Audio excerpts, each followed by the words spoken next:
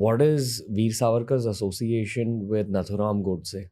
He came under the spell of Savarkar when he was in Ratnagiri and became his secretary, his confidant. And when Savarkar was with the Hindu Mahasabha as its president, he was a very, very ardent follower. There was a youth wing within the Hindu Mahasabha, of which Nathuram and also this other guy called Apte, Narayan Apte, who together were executed for Gandhi's murder. They were they were part of this youth wing. They were very trusted confidants. But in his testimony in court, Godse himself mentions that, as we came closer to independence, Savarkar became almost a pacifist. He said we are now going to get freedom, and so there's we should support the new government. It's now a government of and for and by Indians and not outsiders. And so we need to stop, being against Gandhi and Nehru and all of these people, which some of these hot-blooded young men within the Mahasabha, Hindu Mahasabha, were against. And that was the peak of the partition. And people were seeing the kind of, refugees who are coming from there, trains full of corpses and all of that, women being raped and houses being plundered. So, and Naukhali and the direct action, what was happening in Bengal, all of that was something that a lot of people, including people like Godse, were seeing, and they were blaming Gandhi for, not taking enough action, rightly or wrongly, letting things come to this pass where in front of you there is a massacre. I wish the partition had been planned better, but that's because the British left in haste, just as what the Americans did in Afghanistan. And most colonizing powers are that they leave the country they colonize to the vultures, and they go away. And what happens is bloodbath after they leave. So something similar happened in the subcontinent, and all these young men who were, aroused by that, they were seeking revenge. And so, in fact, in my research, I came across that Godse, they were not professional killers or anything. They had all kinds of plans to take revenge. They wanted to cross over to Pakistan and bomb the Pakistan assembly when it was in session, to kill Jinnah and all these people, as a retribution.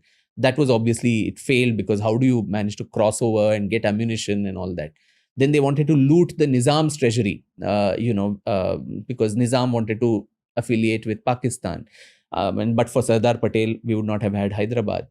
Then around 12th of January 1948, when Gandhi made his call that if the Indian government does not give 50 crores or so to Pakistan as promised, he will go on a fast unto death. At the same time, when Pakistani forces were they were incursions into Kashmir by the tribes and all those people, that is when these people said this guy needs to be bumped off, because he is a national security threat. Because at a time when Pakistan is attacking us, why do we need to be so virtuous, saying we promised you 50 crores, we will give you, and they are going to use that money to arm themselves against us? So, and for that, this man is going on a hunger strike unto death. And so these people, 12th January, just about 18 days before Gandhi was finally murdered, was when they hatched the plot. And in my book, I detail the entire thing based on about 11,000 pages of court documents that I found in the National Archives of India, saying how these people went about. It was a sham of an arrangement. They made an attempt on Gandhi's life on 20th Jan, almost 10 days before his murder. That was an aborted attempt. The police of Delhi, of Bombay, knew that Gandhi's life was under threat, but he was not given enough security, which was again a big mystery as to why that happened. There was so much of information lapses. And finally, Gandhi was a sitting duck. Emotions kicked in here of all these people. Yes, it was largely a very, very charged, the atmosphere was charged. Not only Godse, I mean, when Gandhi went on this fast, there were refugees who were coming in from Pakistan side, who were in Delhi living on footpaths and all of that. And they were shouting protests when Gandhi was in Birla House, saying, Marne do, Buddhe ko marne do, let him die, because we have lost our families, our, everything, our property, everything, and come here. And this man is supporting the same people. And so that sort of charged atmosphere that was there, even in Delhi, in the heart of the national capital, was something that probably inspired many of these people to pick up the gun and do what they did, which I don't endorse at all. But because he had this past affiliation with Savarkar, Savarkar got dragged into the entire case. And there was some police approvers called Digambar Badge who gave this, sham of a story that Godse and Apte went to Savarkar's house in Dadar in Mumbai, where he's supposed to have told them in Marathi that Yashasvi houn ya, be successful and come back. And that was a bunkum story, some, gossip. There's no way to corroborate that with any evidence. And on the basis of all this, fixed match that it was, Savarkar was implicated in the case. By then, he'd suffered 2 heart attacks. He was almost, half dead.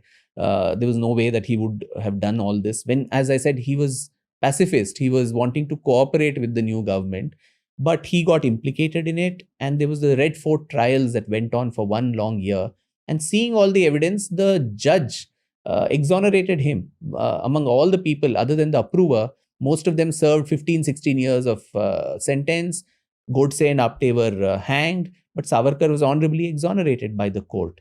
And as recently as now, Ranveer, in 2018, there was someone who filed a PIL in the Supreme Court saying Savarkar's name was implicated in the Kapoor Commission. Now, the Supreme Court appointed an amicus curiae to go over all the documents. And after 1.5 years, a bench headed by Justice Bobde, who was the CJI later, gave a verdict in 2018, 4 years ago, that the plaintiff's petition that Savarkar's name is part of the conspiracy is null and void.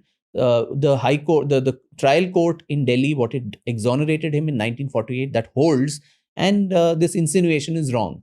Now, something like when the Supreme Court of the country exonerates someone, I think somewhere you should respect the court and the laws of the land, and the matter should lie to rest. But then politics enters the whole thing, and time and again, you have these kind of insinuations made against him.